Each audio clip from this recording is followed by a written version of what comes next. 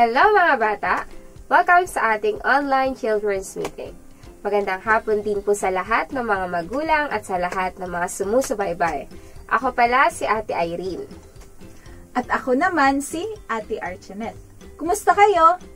Noong nakaraan, nakita natin ang unang simulain kung paano makapamumuhay ng isang wastong pantaong buhay. Natatandaan ba ninyo ang unang simulain? Tama! Ito ay ang paggalang sa Diyos. Paano nga ba natin maipakikita ang paggalang natin sa Diyos? Ito ay sa pamamagitan ng pagsamba natin sa Kanya. Gayon din, maipapakita rin natin ito kapag natatakot tayong gumawa ng masama. Ang pagkatakot kay Jehovah ay ang kamuhian ng kasamaan. Alam nyo ba mga bata, na kapag ginagalang natin at sinusunod si Jehovah, bibigyan niya tayo ng mahabang buhay at magiging payapa tayo.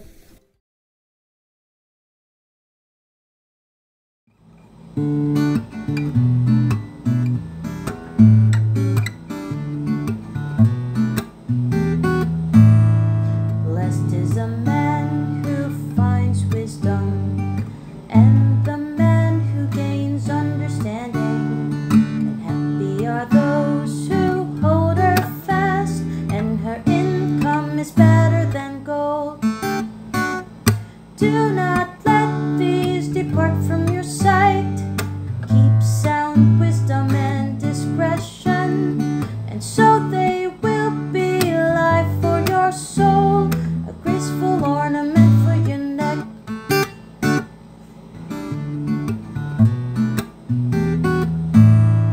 Blessed is a man who finds wisdom, and the man who gains understanding. And happy are those who hold her fast, and her income is better than gold.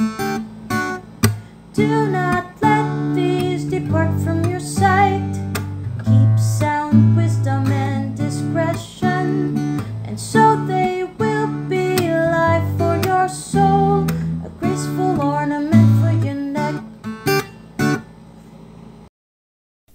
Ngayong araw, magpapatuloy tayo sa pagtalakay ng iba pang kawikaan na makatutulong sa inyo upang kayo ay magabayan na magkaroon ng wastong pamumuhay. Ang ikalawang simulain ay ang pangailangan ng karunungan. Mga bata, gusto ba ninyong maging marunong?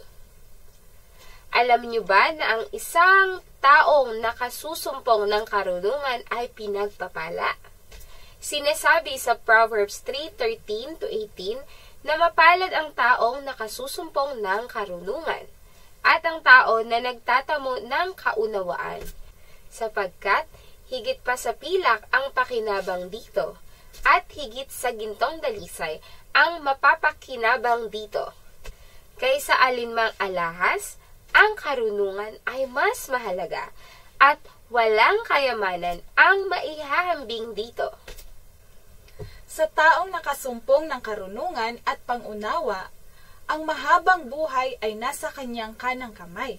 Sa kanyang kaliwang kamay naman ay mga yaman at karangalan. Ang kanyang mga daan ay mga daan ng kaligayahan, at ang lahat niyang mga landas ay kapayapaan. Mapalad nga ang taong may taglay na karunungan, para siyang punong kahoy na mabunga kailanman. Kaya sinasabi sa atin ng Proverbs 3:21-22 na huwag nating hayaang mawalay ang karunungan at mabuting pagpapasya sa ating mga mata. Huwag itong babayaang makaalpas sa isipan at gunita sapagkat ang dulot nito'y buhay sa ating kaluluwa at sa ating leeg ay magiging pampaganda. Mga bata, ang karunungan pala ay tulad ng mahalagang alahas na dapat nating ingatan at huwag natin hayaang mawala. Kung iingatan natin ito ay magiging buhay para sa ating kaluluwa at magiging pampaganda sa atin. Kaya, dapat nating kunin ang karunungan. Sinasabi sa atin sa Proverbs 4:5-9. Kunin mo ang karunungan. Kunin mo ang kaunawaan. Huwag kang lumimot, ni humiwalay sa mga salita ng aking bibig. Huwag mo itong pabayaan at ika'y kanyang iingatan. Huwag mo siyang iiwanan at ika'y kanyang babantayan. Unahin mo sa lahat ang pagtuklas ng karunungan. Ito'y pilitin mong mata mo kahit gaano kamahal. Pahalagahan mo ang karunungan at itataas kanya. Pararangalan kanya kapag niyakap mo siya. Isang kaaya-ayang korona sa ulo mo'y kanyang ilalagay. Isang magandang korona sa iyo'y kanyang ibibigay. Kapag pala ating itong iningatan, iingatan din tayo ng karunungan. Kapag hindi natin ito iniwanan, lagi tayo nitong babantayan. Kaya, hinikayat tayo na kahit gaano kamahal, kunin natin ang karunungan. Ngunit, alam niyo ba kung saan natin pwedeng makuha ang karunungan? Sinasabi sa Proverbs 8:22-31 na kasama ni Jehovah ang karunungan noong siya ay naglikha. Ibig sabihin, bago pa nilikha ang lupa, sa pasimula ay naroon na ang karunungan kasama si Jehovah. Nauna ang karunungan sa lahat. Kahit noong wala pa ang dagat, mga bukal, tubig, ang mga burol, gayon din ang mga bundok, ang bukid, at ang lupang daigdig. Bukod pa rito, naroon na ang karunungan ng likain ang mga langit, kahit noong italaga ang hangganan ng langit at lupa. Naroon na rin ang karunungan ng ang ulap ay ilagay, at ng kanyang palitawin ang bukal sa kalaliman. Nang ilagay ni Jehovah ang hangganan ng dagat, nang ang pundasyon ng mundo ay ilagay at itatag, ang karunungan ang lagi niyang kasama at katulong sa gawain, bilang kanyang ligaya at aliw. Hanggang dito muna ang ating talakayan. Tingnan natin ang mahalagang punto. Una, makikita natin na ang makasumpong ng karunungan ay pagpapala. Sa alinmang alahas ay higit ang karunungan at walang kayamanang dito ay maipapantay. Kaya mga bata, mag-aral kayong mabuti upang kayo ay maging marunong. Ikalawa, unahin mo sa lahat ang pagtuklas ng karunungan. Dapat pilitin nating mata mo ito kahit gaano kamahal. Kapag pinahalagahan natin ito, magkakaroon tayo ng karangalan. Kaya mga bata, pagbutihin ninyo ang inyong pag-aaral upang matamo ninyo ang mataas na karangalan. Ikatlo, nakita natin na nauna sa lahat ang karunungan, bago pa man nilikha ang mundo. Kasama rin itong gumawa ni Jehovah sa kanyang paglikha. Dahil sa karunungan at kasama ang karunungan, itinatag ng Diyos ang lupa at maging mga kalangitan. Tunay nga mga bata, dapat nating hangaan at purihin ang Diyos sa kanyang karunungan sa paglikha sa lahat ng mga bagay. Dapat din nating hilingin sa Diyos na bigyan niya tayo ng kanyang karunungan sa paggawa natin ng anumang bagay. Ngayon naman, basahin natin ang Bible verse sa araw na ito. Una sa English at pagkatapos sa Tagalog. Proverbs 3:19. Jehovah by wisdom founded the earth. He established the heavens by understanding. Kawikaan 3:19. Nilikha ng Panginoon ang lupa sa pamamagitan ng karunungan. Itinatag niya ang langit sa pamamagitan ng kaunawaan. Story time! May isang batang babae na nagngangalang Iya. Siya ay ipinanganak na mahirap at hindi kaya ng kanyang pamilya na makabili ng wastong pagkain.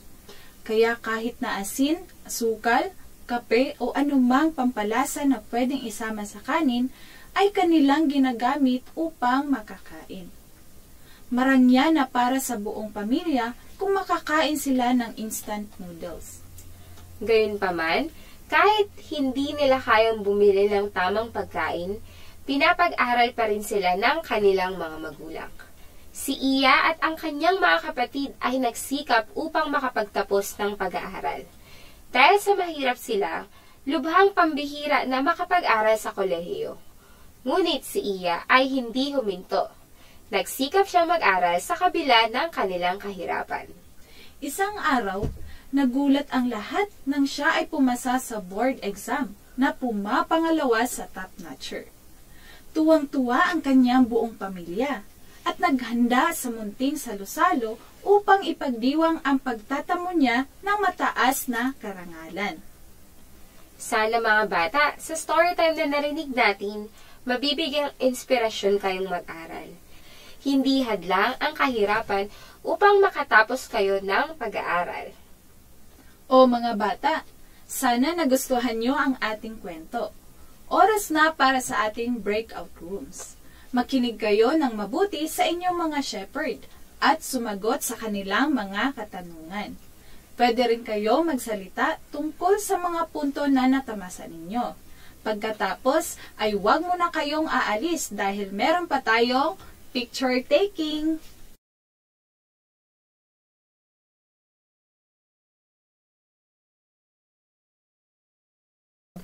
Oh, nag-enjoy ba kayo sa breakout rooms? Ngayon naman, sumabay kayo sa aking panalangin. Sundan niyo na lamang ako. Salamat po, Panginoon. Salamat po, Panginoon, sa narinig naming mga salita. sa narinig naming mga salita. Sana po ay makasumpong kami ng karunungan. Sana po ay makasumpong kami ng karunungan At makita namin ito at makita namin ito na higit kaysa anumang bagay. na higit kaysa anumang bagay. Gawin po ninyo kaming masikap Gawin po ninyo kaming masikap sa aming pag-aaral sa aming pag-aaral upang kami ay magtagumpay. upang kami ay magtagumpay. Amen. Amen. O mga bata, hanggang dito na lang muna ang ating meeting. Pero huwag kayong mag-alala dahil magkikita tayo muli sa susunod na Sabado sa ganap ng 2:00 hanggang 3:00 ng hapon. Para sa mga episodes na gusto ninyong muling pakinggan, pumunta lamang kayo sa YouTube at isearch ang CIM Online Children's Meeting. Doon ay makikita nyo ang lahat ng mga kwentong natalakay natin at mga kantang inawit natin sa bawat episode. Maaari rin kayong mag-invite ng inyong mga kaibigan upang sila rin ay makarinig ng salita ng Diyos. Huwag nyo rin kakalimutang manalangin, magbasa ng Biblia at tumawag ng Oh Lord Jesus! Oh Lord Jesus! Oh Lord Jesus! Dahil kapag ginawa nyo ang mga ito, kayo ay magiging mga mahusay! Paalam! Hanggang sa muli!